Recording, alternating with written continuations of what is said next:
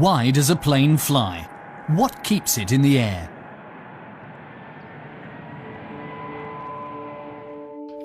How does a perfume atomizer work?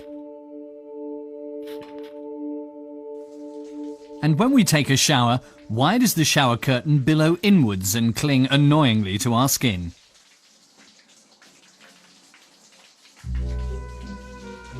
Behind all these phenomena is a single law of physics, discovered by a Swiss mathematician and physicist in the early 18th century. A law which has many practical applications in modern daily life.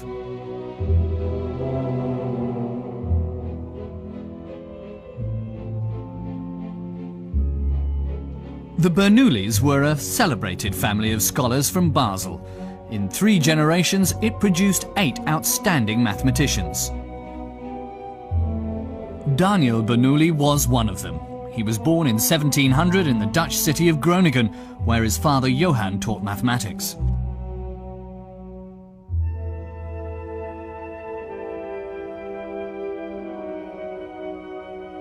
When Daniel was 5, the family returned to their native city of Basel.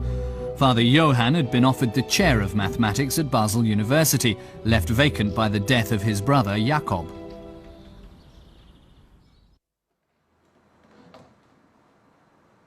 From an early age, Daniel received lessons in mathematics from his father. And it soon became apparent that he had the Bernoulli talent for the subject. But his father wanted the most gifted of his 3 sons to go into business.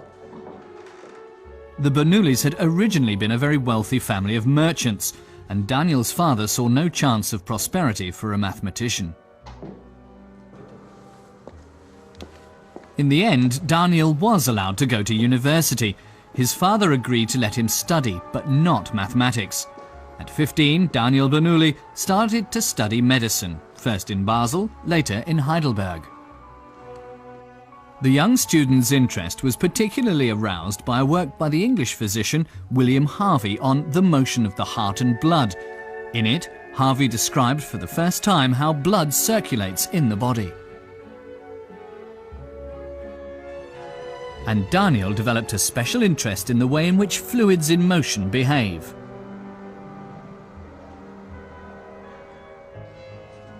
At the end of his studies in 1721, he returned to Basel and did a doctorate on a related subject, the mechanics of breathing.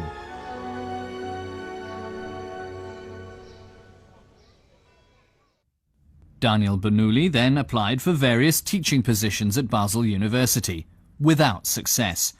The rules of the time required that candidates ultimately draw lots. Daniel Bernoulli drew the wrong one, each time. Disappointed, Daniel moved to Venice to study practical medicine under Pietro Antonio Michelotti.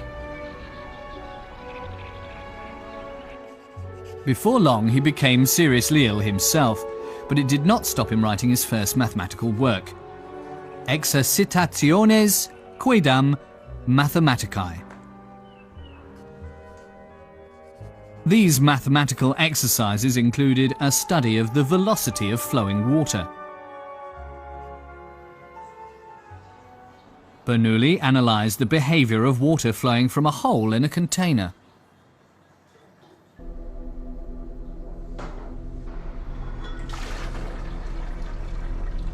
He noticed that the speed of the outflowing liquid depends on the height of the water column.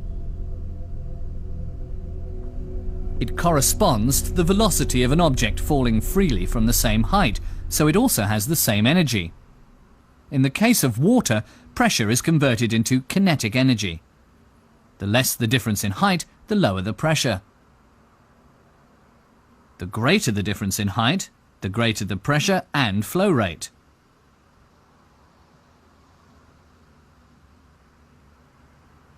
Daniel Bernoulli's research in this area, which he published in 1724, made him a noted figure in mathematical circles. A year later, still in Italy, he received a letter from Empress Catherine the Great offering him the chair of mathematics at the newly established Academy of Sciences in St. Petersburg. One thing the Empress wanted Bernoulli to do was apply his special expertise to the construction of cascades and fountains for the Peterhof Palace. At the time, dramatic water features were all the rage at royal courts throughout Europe. Arriving at St. Petersburg in 1725, Bernoulli designed terraced basins based on his early experiments with water pressure and flow rates.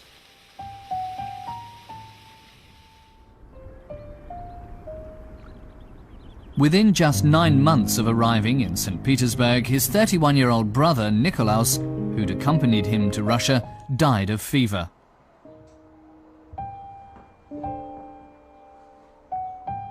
Saddened and homesick after his brother's death, Daniel again applied for an academic post at Basel University, and again failed to get it. He wrote to his father telling him how unhappy he was in Russia.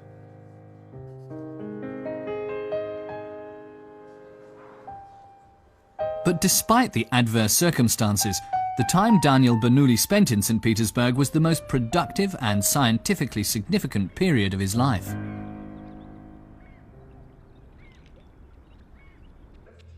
He now focused intensely on the flow characteristics of fluids.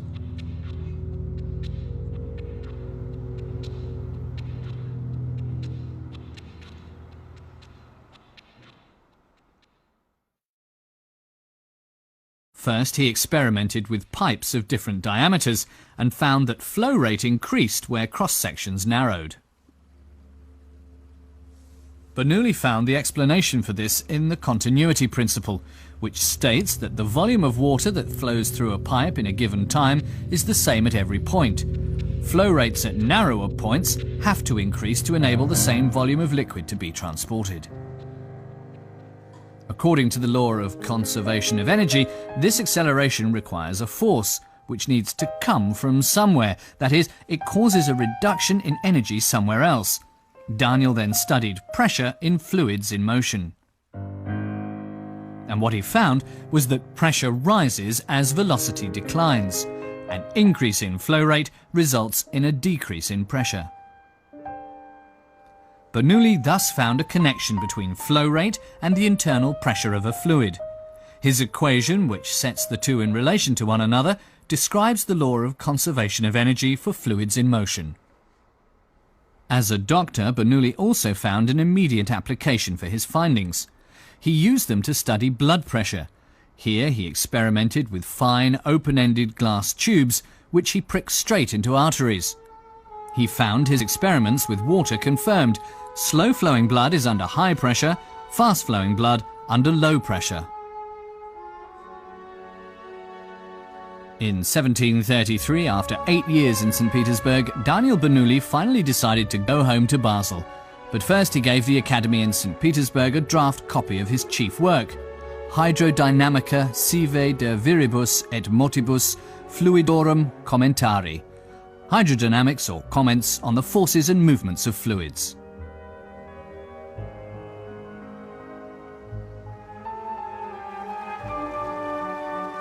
This was the first time the term hydrodynamics was used. Daniel Bernoulli had given a name to a new branch of physics.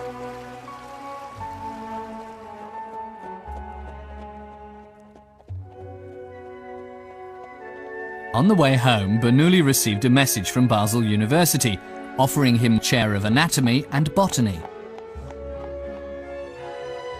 In 1734, when Daniel submitted an entry for the Grand Prix of the Paris Academy of Science, he found himself competing against a work by his father, Johann. The two were declared joint winners, and Johann Bernoulli was furious that his son should be rated as his equal. He broke off all contact with Daniel.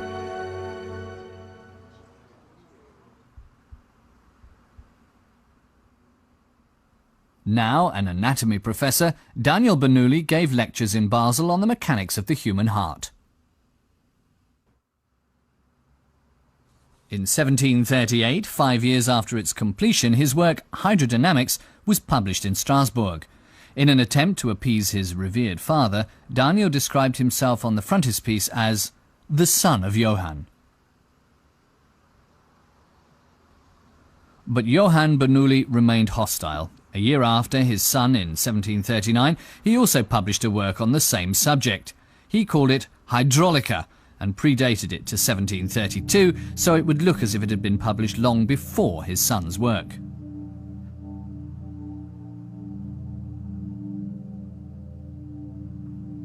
I have been robbed of my entire hydrodynamica, not one iota of which is due to my father, and have been denied the fruits of 10 years of work in one fell swoop, Daniel complained in a letter. Ultimately, however, it was Daniel who went down in history as the discoverer of the basic laws of hydrodynamics.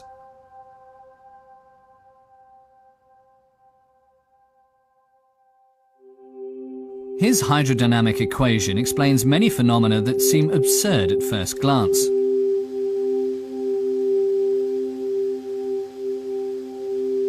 A table tennis ball in an inverted funnel stays in place when a stream of fast-flowing air blows through it. The ball restricts the flow path.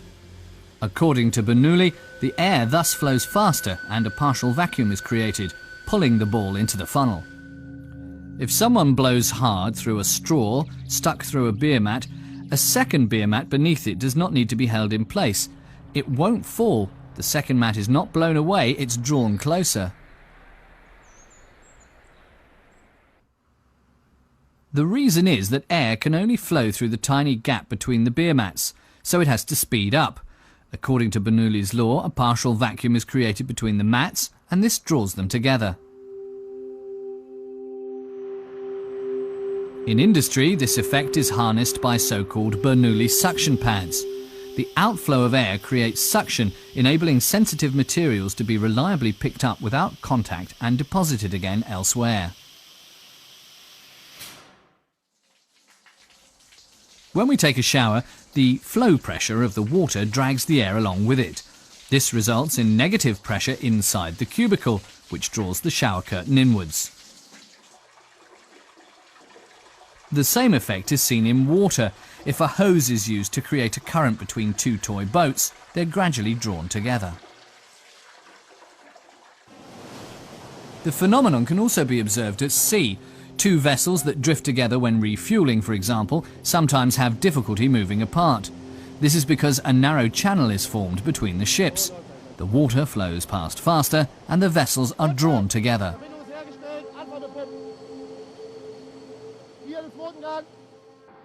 The Bernoulli principle also finds application in aircraft construction. Wings are designed so that the air passing over the top has further to travel. It therefore flows faster. As a result, a partial vacuum forms over the wing and an upward force, dynamic lift, is created.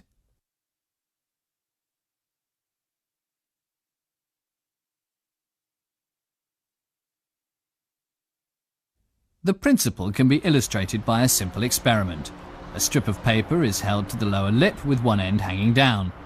Blowing over the top of the paper raises it to the horizontal. In a perfume atomizer, air forced through a tube at high speed creates a partial vacuum. The perfume is drawn up and propelled forwards by the fast-moving air. In 1750, Daniel Bernoulli was appointed to the chair of physics in Basel, where his lectures attracted students from all over Europe. He received many accolades and was admitted to the leading scientific societies. Despite invitations from the most prestigious universities of the time, Bernoulli never left his native Basel again. He taught there till the ripe old age of 76. Childless and unmarried, Daniel Bernoulli died in Basel on the 17th of March 1782. He was 82 years old. In the world of physics, his name lives on in Bernoulli's equation.